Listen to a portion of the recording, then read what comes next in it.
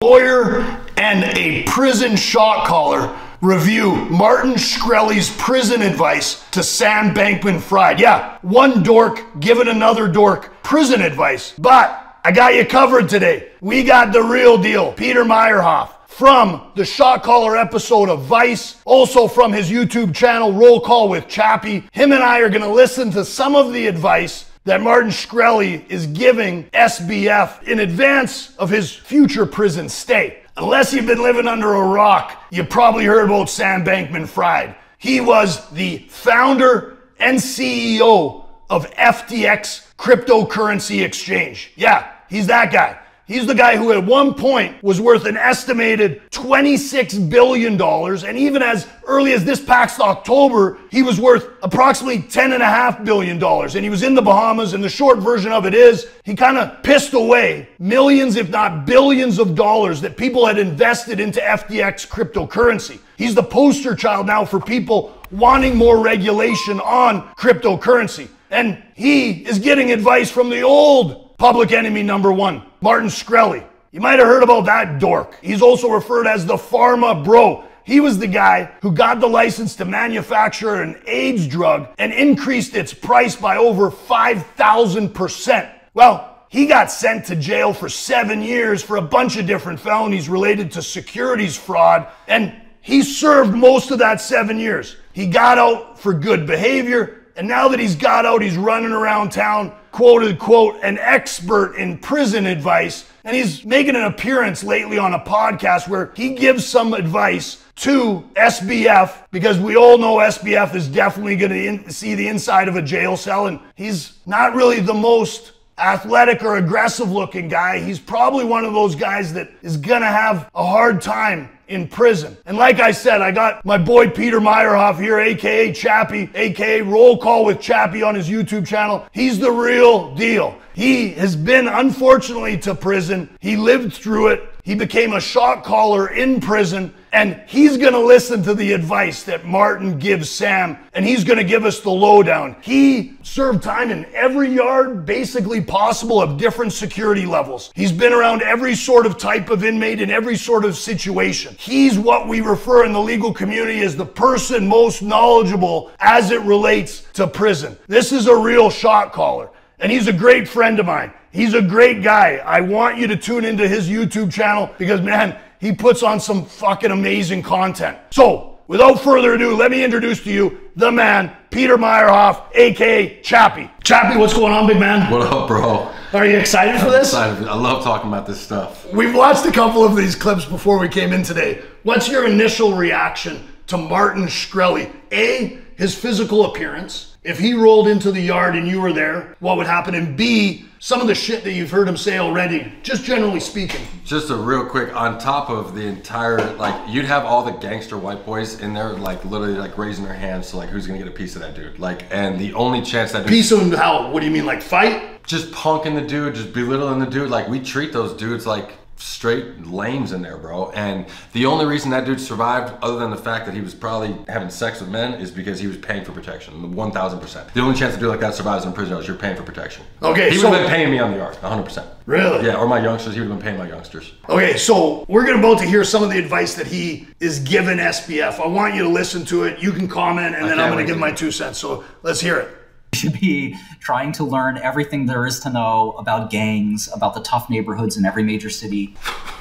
That does absolutely nothing for you. and just to show you, I'm from Ahwatukee. Like, I got clown on for being from Ahwatukee. Nobody's in prison from Ahwatukee. They're all a bunch of gangbangers in there, but it's like, you set yourself apart. Like, I end up running the whole state of Arizona for the white boys, and I'm from Ahwatukee. It doesn't matter where the hell you came from. It just matters what kind of business that you show when you're in prison.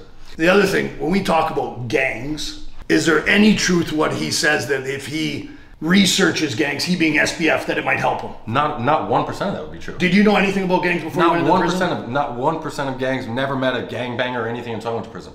The other funny thing about Martin Shkreli is he owned one of the most valuable Wu-Tang albums ever. And so it's funny that he gives this piece of advice. He should be listening to as much rap music as possible.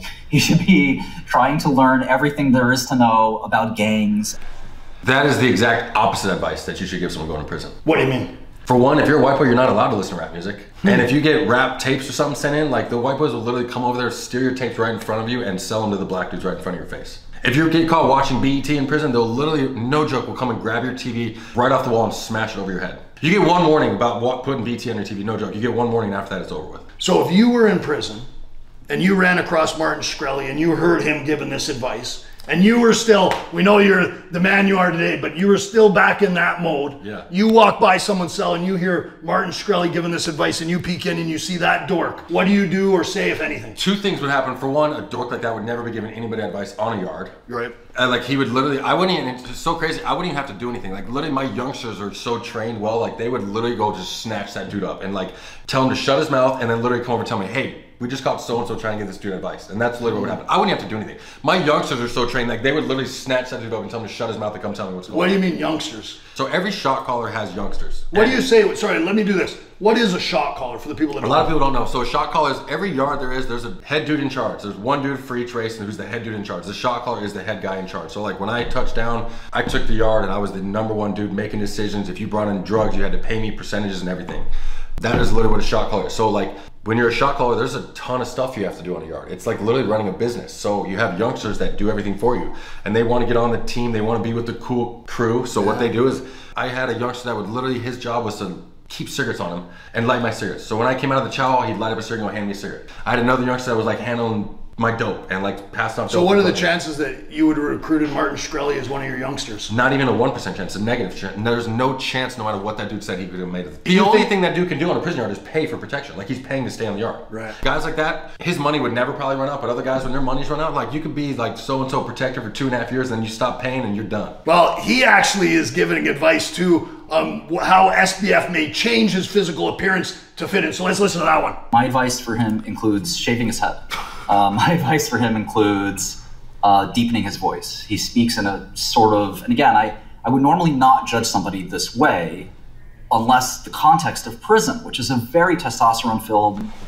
All that shaving your head is gonna do is put a bullseye on you. Why? Because you're fake. Like literally, they know that. You know what I'm saying? And then you're gonna get noticed by the skinheads because like technically on a prison yard, you're not supposed to shave your head with a big razor because that's a skinhead thing. So I'd be in trouble? So and all I would do is draw more attention to this dork that doesn't want attention drawn. I got You know what I'm saying? Like I said, every single thing this dude says is the complete opposite of what someone should really do. Huh. So you shouldn't listen to him? Not at all. No. Is there anything SBF can do, in your opinion, that would help him maybe fit in or not get abused? He's going to pay for protection. The only thing he's going to do is he is 1,000% going to pay for protection. Luckily, he has enough money to do it, so he'll be good until however long his prison sentence. The other piece of advice he's about to give relates to one of the things that most people who haven't been to prison always think about prison, and that's one man taking advantage of another man sexually. So let's listen to that advice. Oh, yeah. He's probably speaking from personal experience on that one. Sam is going to have a lot of issues because he's a bit of an effeminate guy, and his sort of demeanor, some people say autistic sort of sense or sensibility, is not something that goes over well in prison. That is something that sounds like, to me, in my naivety, my greenness of never been in prison, it sounds like what he's saying might be true. Like, hey, if you look like a feminine man, then you might meet another man who likes that in jail and takes advantage of for that. 100%, and that's what happened to him too. 1,000%. The only somewhat decent advice he's given is like alter your appearance by you should work out just so you can defend yourself. Yeah, that's it. You know what I'm saying? So, out of morbid curiosity, okay, if one man is going to take advantage of SBF, where does that happen in the prison, and like how does no guards know about it or anything? In the showers or in your cell. And then a lookout watches for guards, or do guards know and they kind of know some? A lot of times when you're in the showers, there's no guards. So they're like the showers, and like 4 or 5 yards, like showers are like locked. They're like cells, so you get locked in the shower even. Really? Everything's locked up. Okay, one more piece of advice from Martin Shkreli. Let's get it. In fact, he probably should no longer say that he's from Stanford or something like that. He can say that he's from Oakland. And I think people would rather hear him lie than hear the truth. Okay, I'm going to jump in for 1 second.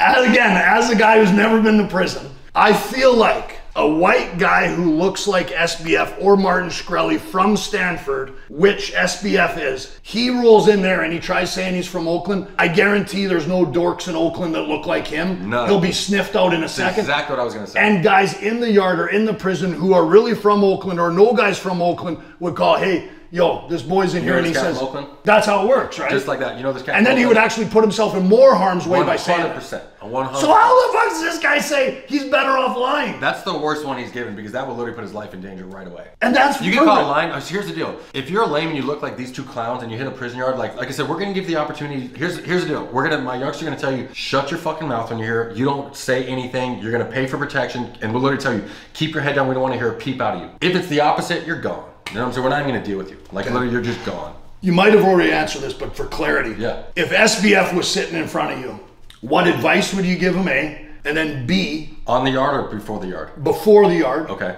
And then do on the yard. Okay. And here's the deal. I'll say this. My advice to him would be exactly who you are. Tell them exactly what you did. Don't fake and be somebody you're not, because here's the one thing he would have going for him is you need smart guys in prison. You know what I'm saying? Like I told you, when you're running the yard, when you're shot caller, it's a business. So like his selling point to me, and hopefully that he would do, is he would pay for protection and then somehow find a way that he could help me out. So he can get on my good side. Whether it's doing legal work for guys, you just got to hone in on your role. Whatever it is, everybody's got a role in prison. Yeah. You know what I'm saying? His role could be doing the legal work and doing all the dorky stuff that all of us shot callers and gang members don't know what the hell it is. But that's how he's going to get in with protection. And then, so that way you can get in, even if you didn't have money, if you can get in and do legal work and help us out like stuff like that, you're pretty much untouchable on the yard because we need that there. So if he pays for protection though, does that ensure that he's not going to get raped? Depends. It can and it can't. Okay. You know what I'm saying? Like literally, it just depends. Like I said, there's some dudes that will pay for protection. They're straight on lame status, and like we're literally itching for them to like not pay their money one time or something just to get rid of them. And there's other dudes that like that lame like him. If he can do legal work for us and he's paying us for protection, like I'm gonna tell everybody, don't mess with him. But like I said, he's to not say a word on the yard and not to be given any big advice, or he'll lose everything. Let's assume, because he hasn't been sentenced, he's not even on trial, but we know he's going to be, right? What do you expect his first day? And I'm not talking about all the formalities of the bus ride and drop your pants and shit like that, but once he's in the house, who's going to come up to him? What are those interactions that he's likely to face? The one thing about him is he's probably going to be so well known. It'll be like, so when a new dude hit in the yard, it wouldn't be like me that would go up to jam. It'd be one of my youngsters, you know what I'm saying? So they like go jam up, like get his paperwork, which means like they want to see all your charges that you're in here for.